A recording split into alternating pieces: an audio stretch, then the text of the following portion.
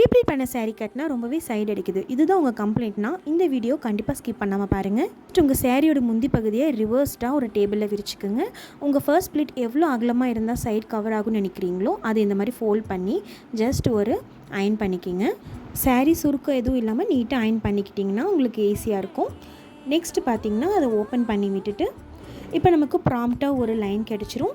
இந்த லைனை பேஸ் பண்ணி தான் நம்ம அடுத்தடுத்த ப்ளீட்ஸ் அரேஞ்ச் பண்ண போகிறோம். இப்போது சாரியோட இன்னொரு கார்னரை அந்த லைன் கிட்ட கொண்டு போய் ஃபோல்ட் பண்ணி கொடுங்க அண்ட் ஒரு அயன் பண்ணிக்கோங்க. இது உங்களுக்கு ஈஸியாக இருக்கும். ஸோ தட் உங்களுக்கு எந்த ஒரு மெஸ்ஸும் இருக்காது. சாரீ கட்டும் போது உங்களுக்கு அப்படியே அழகாக மடிப்பு விழுகும். அயன் பண்ணிவிட்டு மறுபடியும் அந்த லைன் கிட்ட அடுத்த ஃபோல்டு உள்ளே பண்ணுங்கள். ரொம்பவே ஈஸியான மெத்தட் தான், ஆனால் ரொம்ப எஃபெக்டிவாக இருக்கும். ஒன்ஸ் இந்த மாதிரி கட்டி பார்த்திங்கன்னா உங்களுக்கு ரொம்பவே பிடிச்சிக்கும். சேம் அதே ரிப்பீட் பண்ணுங்கள். உங்களுக்கு எவ்வளோ ஃபோல்டு வேணுமோ அந்தளவுக்கு பண்ணிக்கலாம். எனக்கு ஒரு 3 டைம்ஸ் ஃபோல்ட் பண்ணாவே எனக்கு அந்த சைஸ் போதுமானதாக இருந்துச்சு. அது மேலேயும் மறக்காமல் அயன் பண்ணி விட்டுருங்க. நீங்கள் அயன் பண்ணும்போது ஸ்டீம் அயன் யூஸ் பண்ணுறீங்க அப்படிங்கிற பட்சத்தில் ஒவ்வொரு அயனிங் அந்த இதுவுமே ரொம்ப ஷார்ப்பாக விழுகும். ஸோ தட் உங்களுக்கு மடிப்பு எடுக்கும்போது ரொம்ப ஈஸியாக இருக்கும். பார்த்திங்கன்னா எவ்வளோ நீட்டாக அழகாக நமக்கு மடிப்பு தெரியுது பார்த்திங்களா. இப்போ நம்ம மடிக்கும் போது இவ்வளோ அழகாக நமக்கு மடிப்பு வந்திருக்கு. இப்போ நம்ம சாரீ ஃபோல்ட் பண்ணும்போது ரொம்ப ஈஸியாக நமக்கு பேஸ் அமைஞ்சிருச்சு. இப்போ நீங்கள் ஷோல்டருக்காக ஒரு லாங் ப்ளீட் எடுத்திங்களா, ஃபர்ஸ்ட் ப்ளீட் அந்த இடத்துல போய் நின்றுட்டு செகண்டாக ஒரு லைன் தெரியும், அதை எடுத்து ஃபர்ஸ்ட் ப்ளீட் மேலே இந்த மாதிரி நீட்டாக ப்ளேஸ் பண்ணிக்கிங்க. அடுத்தடுத்து ப்ளீட்ஸை ஒன்று மேலே ஒன்று இப்படி அழகாக தூக்கி போட்டிங்கன்னா உங்களுக்கு ரொம்பவே மெஸ் இல்லாமல் ஈஸியாக நமக்கு ஃபோல்ஸ் கிடச்சிரும்.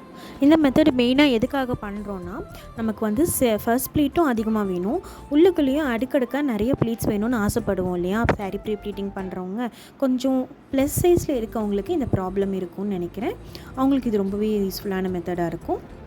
இப்போது சாரீ அதோட ஃப்ரண்ட் சைடு, அதாவது முந்தி சைடோடைய ஃப்ரண்ட் போர்ஷன் பக்கம் திருப்பிட்டு நம்ம அயன் பண்ணிக்கலாம்.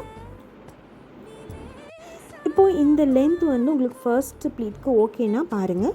இல்லை இது ரொம்ப லாங்காக இருக்குது அப்படின்னு நீங்கள் ஃபீல் பண்ணாலும் ஒன்று இல்லை திருப்பி வச்சு அகெயின் ஒரு அது அப்படியே உள்ள மடக்கி ஒரு ஃபோல்டு கொடுத்தீங்கன்னா உங்களுக்கு ஈஸியாக அது சின்னதும் பண்ணிக்கலாம்.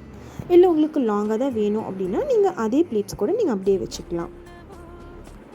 சாரியோட இந்த போர்ஷனை அப்படியே நீட்டாக அயன் பண்ணி வச்சு பின் பண்ணிக்கோங்க.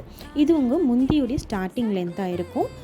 இது நீங்கள் கீழே எப்படி டெவலப் பண்ணலாம் அப்படின்னு பார்த்தீங்கன்னா ஃபர்ஸ்ட் அது மேலே கிளிப்பின் பண்ணிக்கோங்க.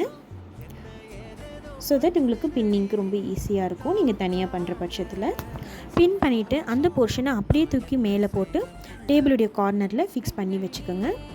ரெஸ்ட் ஆஃப் த ப்ளீட்ஸ் கீழே இந்த மாதிரி நான் பண்ணுற மாதிரி கையை அடியில் விட்டு நம்ம கிளாஸ் டைமில் பார்த்தோம் இல்லையா, விரல் கீழே வச்சு நம்ம பண்ணுற மாதிரி அந்த மெத்தடில் நீங்கள் எடுத்துக்கலாம். ஃபர்ஸ்ட் ப்ளீட் மட்டும் கொஞ்சம் எக்ஸ்ட்ரா வரும், அது இந்த மாதிரி ஃபோல்டு பண்ணி பிடிச்சிக்கோங்க.